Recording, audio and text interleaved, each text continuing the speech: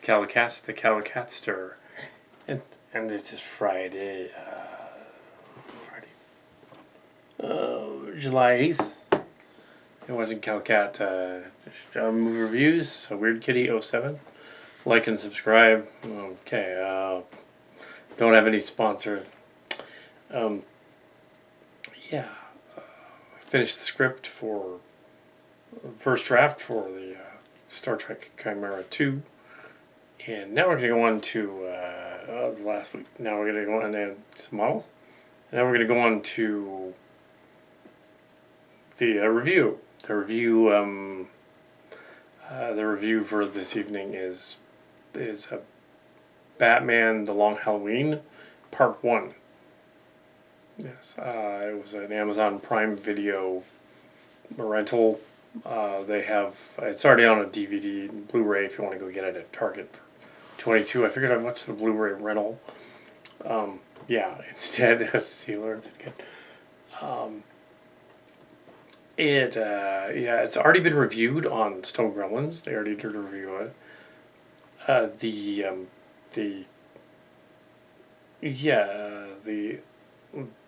I didn't really catch the controversy at all in the movie. I understand that there was a sex scene somewhere. I missed it entirely. It didn't even equate. So I don't know what they're complaining about. It was a little more violent than your usual Batman story. It also had smoking in it. A lot of smoking.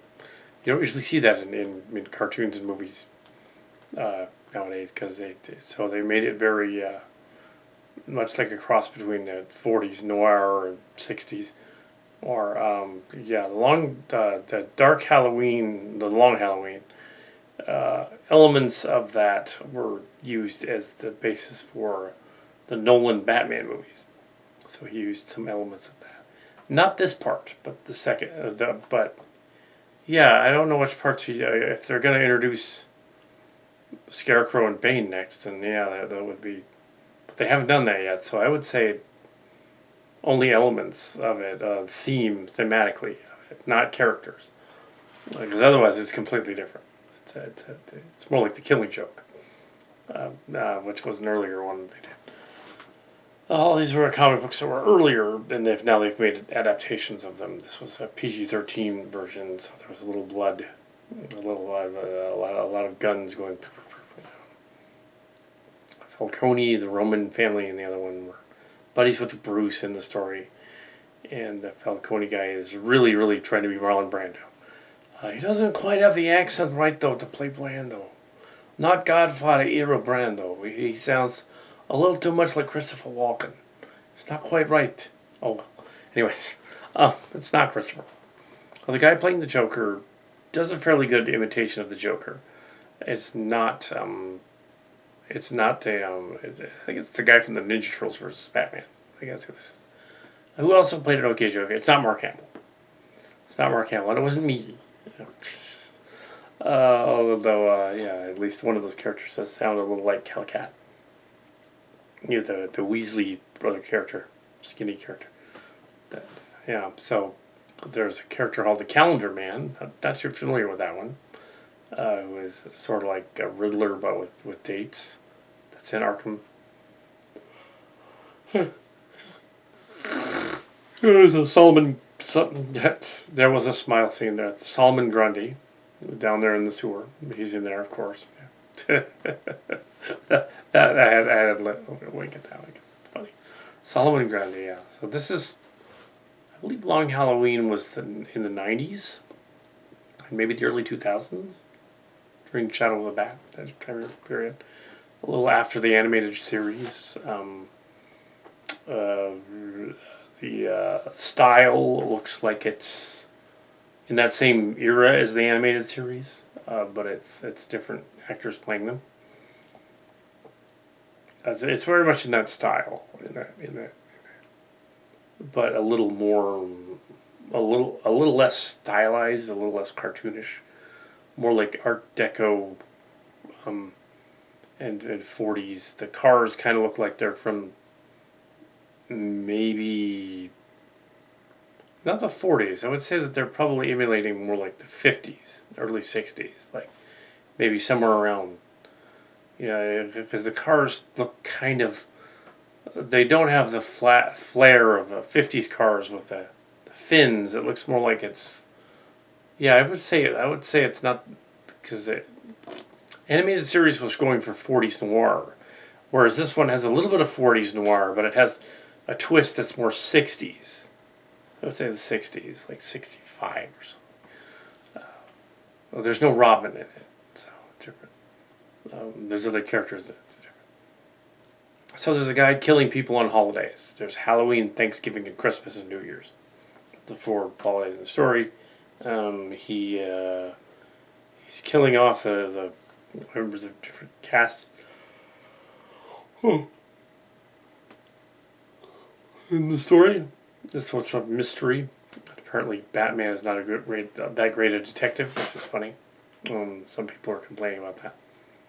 But actually, in the movies, he isn't really that great a detective. He's supposed to be the world's greatest detective, but apparently in the movies, he hasn't been doing much detective work. Actually, Affleck's Batman did more detective work than some of the other ones did in the other one. One of the Nolan movies, he did detective work, yeah, but mainly it was different. Maybe it was more shouting. It's not, but it read some of it, yeah. Yeah, so it's not promotional for the movie. I don't think it's supposed to be. So we have, it's yeah. There was nothing controversial except that it's more violent and they're smoking. They weren't complaining about the smoking. It was like that's not necessary, but animate all that stuff.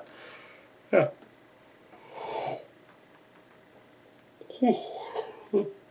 Yeah, it was fine. I'll probably buy it later on DVD when both of them come out. Right. Yeah.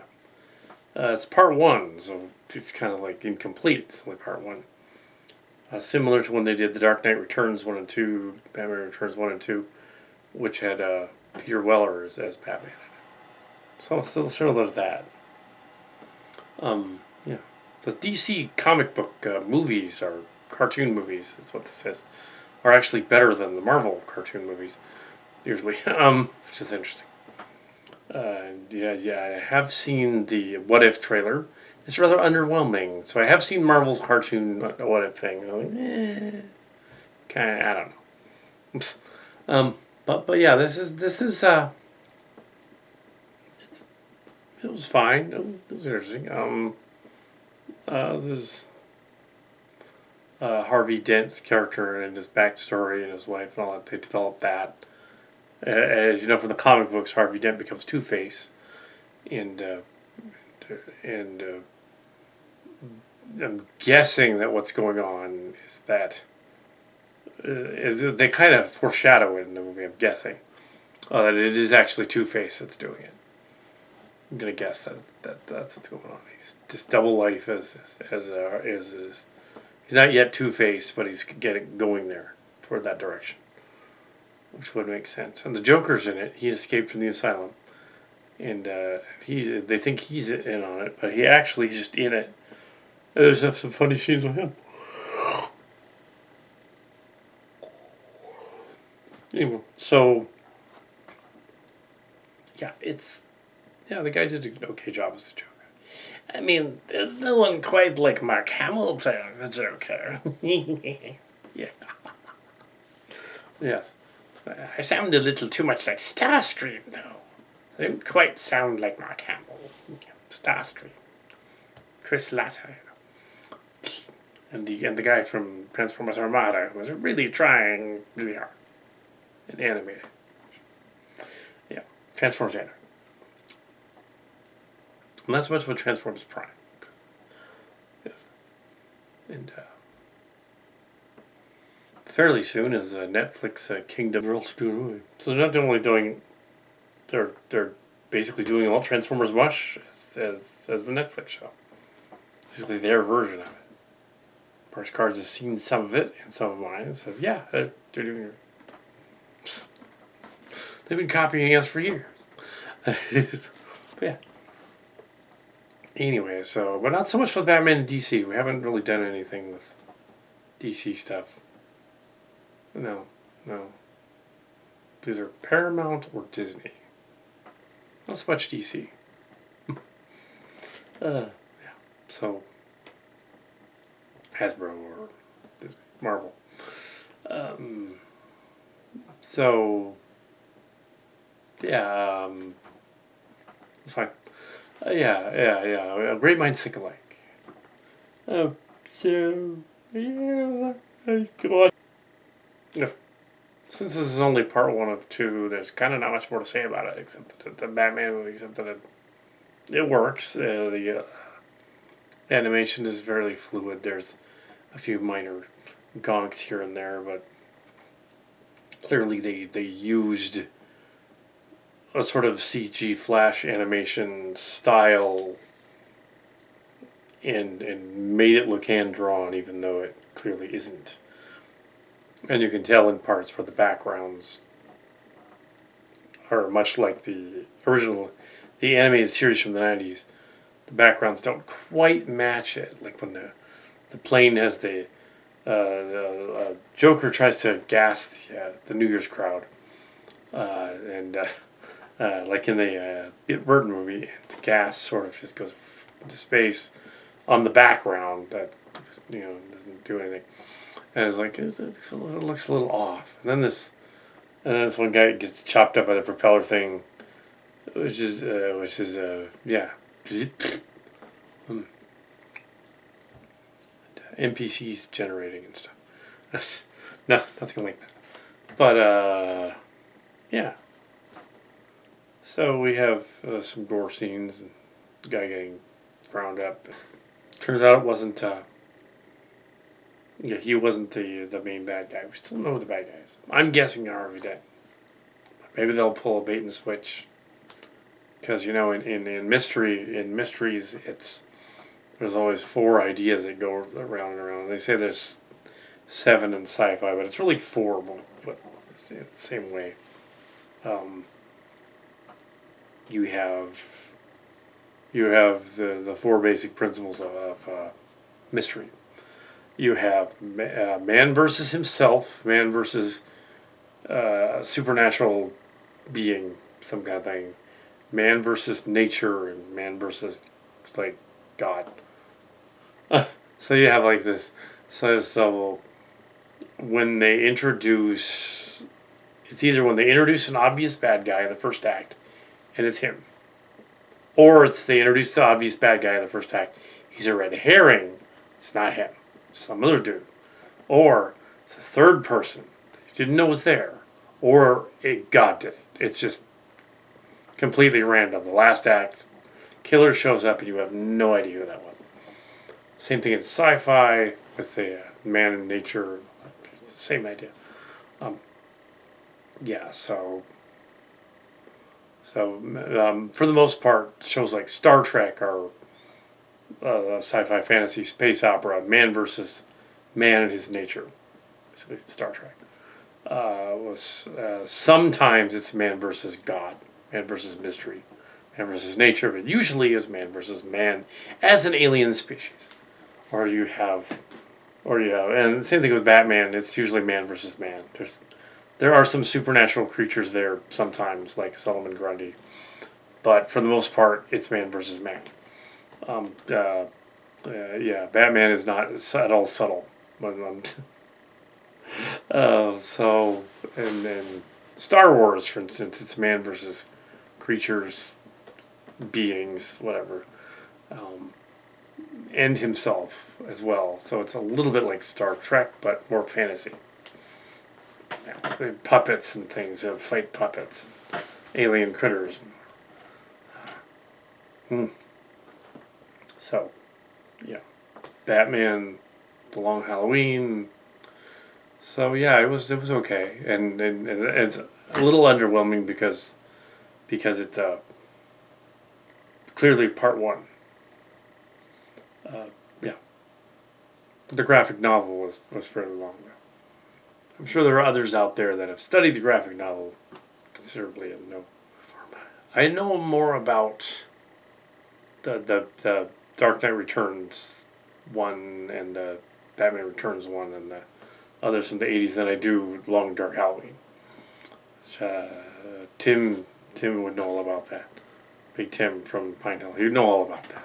But and maybe eventually we'll meet up with him again and we can do a Batman retrospective. That'd be cool.